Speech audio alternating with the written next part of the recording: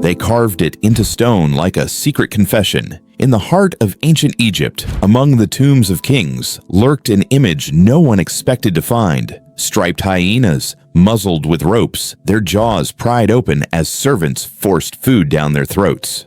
Not dogs, not cats, but creatures of nightmares, beasts with jaws stronger than lions. The question echoes across millennia. Why would anyone dare to make such monsters companions? The truth is unsettling. For every dog that curled by a fire and every horse that carried us into battle, there were others. Failed experiments, bizarre partnerships, and dangerous gambles that reveal just how desperate humans were to bend nature to their will. Some of these animals walked beside us for a time before vanishing forever. Others resisted every chain, every leash, every attempt at taming. And hidden in their stories is a darker mirror of ourselves, a reminder that not every bond between human and beast was built on trust. Some were built on fear, obsession, and survival. But the strangest part, these forgotten relationships still echo in the pits we keep today. Stay tuned, because this tale is only just beginning. They say the walls of ancient Egypt spoke, not in words but in carvings, and sometimes those carvings whispered secrets that history almost refused to believe. Among the tomb reliefs of the 5th dynasty, around 2500 BCE, one image has haunted archaeologists for generations. Hyenas,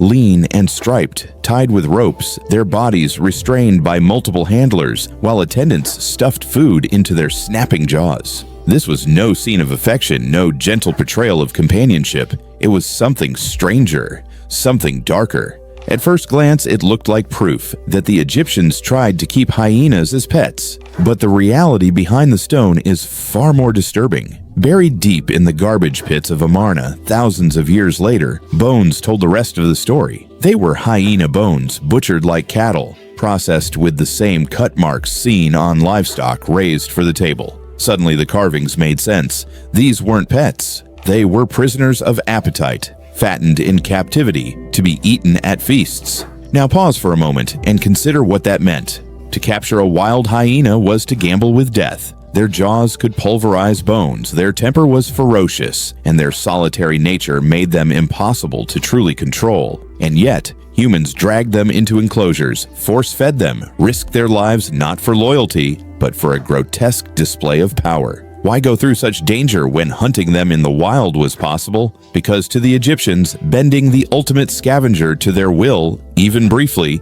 was a symbol of dominance. A message that no beast, however fierce, stood beyond their command. But history is merciless when it comes to experiments that defy biology. Hyenas never changed under human hands. No skeletons show the telltale signs of domestication. No shortened snouts, no juvenile traits carried into adulthood. No evidence of taming over generations. Every attempt ended the same way. Butchered bones, broken handlers, and a failed dream. Unlike wolves, which had a pack hierarchy that humans could infiltrate, hyenas were wired for rivalry, not cooperation. Their intelligence sharpened by competition, not partnership. You could capture a hyena, cage it, even fatten it for the banquet hall, but you could never rewrite its essence. And that's the chilling truth. The Egyptians were not raising pets. They were staging a ritual of control, a dangerous theater where human hands tried to re-script nature's most ruthless scavenger. What's more unsettling is that this wasn't an isolated tale. Across prehistory, time and again, humans locked eyes with wild animals and asked the same question: could this creature become ours? Sometimes the answer was triumph, sometimes tragedy, and sometimes something far too strange to fit neatly into either. The hyena stands as a warning, a story carved in both stone and bone that hints at just how far humans would go to test the limits of taming the untamable. And if you think this was unsettling, wait until you hear how another animal, far humbler than the hyena, managed to domesticate itself by turning our own filth into its food, and in doing so, permanently rewrote the history of human survival. While the Egyptians wrestled with hyenas in a doomed struggle against nature, somewhere else in the world, a quieter, more grotesque story of domestication was unfolding, one that didn't require ropes or chains, but something far more intimate: human waste. In the Yangtze River Valley of China, nearly 8,000 years ago, settlements began to rise, and with them came the byproducts of permanent life, refuse, scraps, and sewage. And into this overlooked corner of human existence crept a creature that would one day become a cornerstone of our diets: the pig. Archaeologists have studied the fossilized plaques scraped from ancient pig teeth, and inside that hardened residue they discovered a secret few expected to find: microscopic eggs of human parasites, whipworm eggs to be precise. The only way they got there. Those pigs had been feeding on human feces. This wasn't a rare accident, not an occasional nibble. The eggs were embedded deep within the calculus, showing a sustained, almost daily diet. Picture what that means. While humans built walls and cultivated fields, wild boars snuck close to the edges of our settlements, discovering a renewable, unguarded food source no predator was competing for. It wasn't glamorous, but it was survival gold. And in this bizarre twist, it wasn't humans taming pigs. It was pigs taming themselves, adapting to a new lifestyle that revolved around us. Their wild ancestors, the boars, were muscular, fierce, with sharp tusks and the cunning to outwit predators. But these proto-pigs, feeding off human waste, no longer needed such weapons. Over generations, their brains shrank by nearly a third. Their bodies became smaller and softer, their tusks dulled, and their snouts shortened. Intelligence that once helped boars survive the wilderness became unnecessary when calories were found in abundance right under the latrines of human villages. To us, brain shrinkage might sound like regression, but in evolutionary terms, it was genius adaptation. The smartest boars, cautious and wild, avoided humans and stayed in the forests. The ones just foolish or bold enough to approach our settlements became the foundation of a lineage that would soon be corralled, bred, and eventually roasted over fires. And here's the twist. At first, humans didn't even realize what was happening. We didn't invite pigs into our homes. They invited themselves, serving as living sewage systems long before sanitation existed. Only later did people see the value of containing these waste eaters, feeding them surplus grain, and selecting the fattest, calmest ones for breeding. What began as disgusting convenience became domestication. Think about the irony. Where the Egyptians failed with hyenas, spending years in dangerous force-feeding rituals, pigs succeeded on their own by crawling into humanity's filth and finding opportunity. This commensal pathway, the process of animals domesticating themselves by exploiting human niches, is the reason pigs became our partners. And it forces us to ask, what truly defines domestication? Is it us controlling them, or them learning to live with us? The pigs whisper a darker truth. Sometimes survival doesn't belong to the smartest, but to those who can endure the most humiliating diet, if it means a steady life. And yet, just as hyenas exposed our obsession with dominance, pigs exposed our dependence on creatures we never truly meant to keep.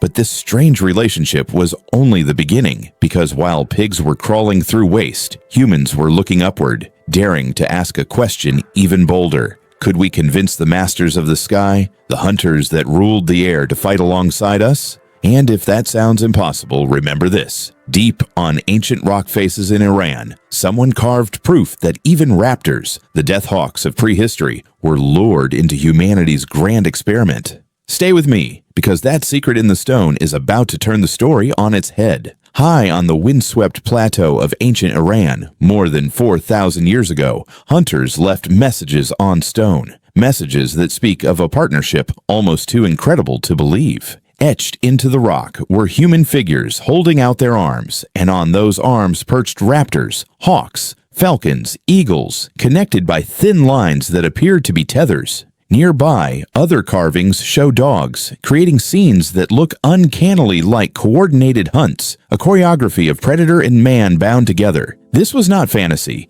This was falconry, perhaps the oldest known form of animal training. But unlike pigs and unlike hyenas, it carried a secret. The birds were never truly ours. For all the skill and daring involved, no hawk, no falcon, no eagle has ever been domesticated. To this day, they remain wild, every single one of them, their bodies untouched by the genetic shifts that marked dogs, cattle, and pigs. Their beaks did not shorten, their skulls did not shrink, their instincts did not soften. Instead, falconry relied on an uneasy pact, a razor-thin line between cooperation and flight. A bird of prey is born a killer, honed by evolution to strike with talons and precision. It owes nothing to humans. And yet, by seizing the right moment, stealing chicks from nests at just the right age, our ancestors found a loophole.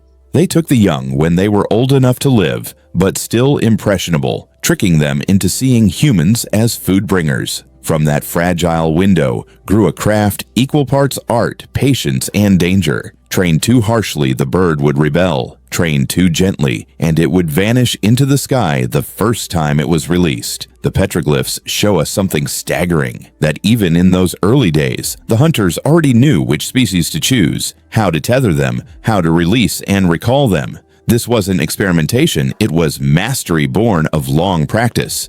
And here lies the twist. Falconry wasn't just about food. Yes, a hawk could reach prey where humans and dogs could not, swooping into cliffs and crevices. But there was something more intoxicating about wielding a wild killer on your arm. Across cultures, from Persia to Mongolia to medieval Europe, the bird on your fist became a symbol of status, of prestige, proof that you could command the untamable. Kings displayed falcons as badges of power, warriors carried them as emblems of courage, and poets wove them into metaphors of freedom chained by loyalty. But behind the glamour was always the same truth. These birds were never tamed, only persuaded, only borrowed for a time. Every falconer knows the risk. At any moment, the bird could vanish into the sky, leaving nothing but an empty glove. Thousands of years of training, yet the genetics remain pure, untouched, as if nature itself refused to yield. And maybe that's the real reason falconry endured. Not because it produced reliable animals like pigs or dogs, but because it symbolized humanity's endless dance with the impossible. The hawk was never ours,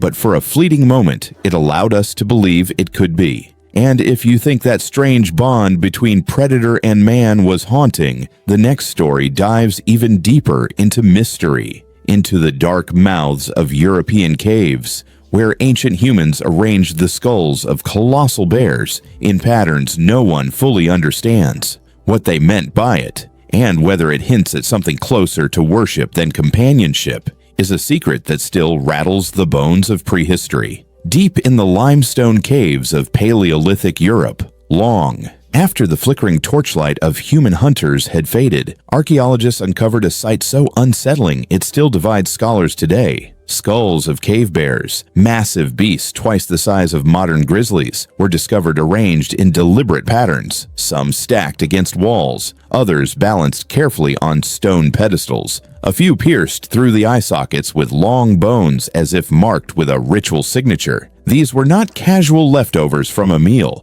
They were installations, silent shrines carved not in words, but in bone. In the Drachenloch cave of Switzerland, explorers found perhaps the most chilling example, a stone chest hidden in a chamber containing 7 cave bear skulls, all positioned to face the same direction, as though they were guardians or prisoners of some sacred secret. What could this mean? Were these ancient humans worshipping the bear, fearing it, or forging some strange relationship in between? The cave bear was a titan of its age, weighing up to 1,000 pounds, dominating the very caves humans needed for shelter. Sharing the same dark hollows was a negotiation of life and death. To slay such a creature was to prove dominance, but to honor its remains suggested something deeper, something spiritual. Some archaeologists speak of a bear cult, a ritual practice where humans treated the cave bear as an animal god, its skulls preserved not as trophies, but as offerings, appeasements, or symbols of rebirth. But there is another possibility,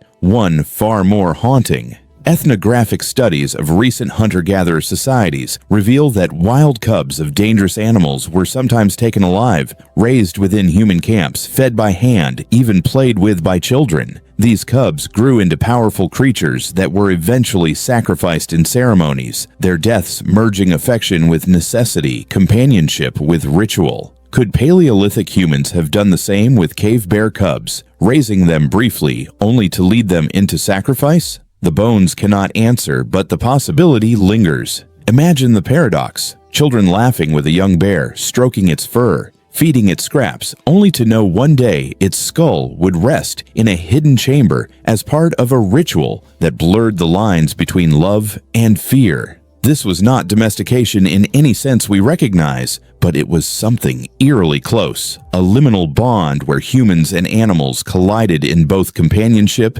and divinity. And then, as the Ice Age tightened its grip, the cave bears vanished forever, driven to extinction around 24,000 years ago by climate shifts and relentless hunting. Yet the deliberate arrangements of their bones remain as whispers of a relationship we cannot categorize. A relationship that was neither pet nor prey, but something stranger, something that hinted at humanity's earliest attempt to grapple with the sacred in animal form. But the story of failed bonds does not end in the caves. For every successful partnership with wolves that birthed the dogs we know today, there were others. Proto-dogs that carried all the signs of domestication, yet disappeared into extinction. Experiments in companionship erased by time. Their skulls, found in Siberia and Belgium, tell of lineages that almost made it, almost joined our story, but were silenced before they could pass on their blood. And it is in these vanished dogs that we see the cruelest truth. Domestication is not destiny. It is a fragile thread, easily broken.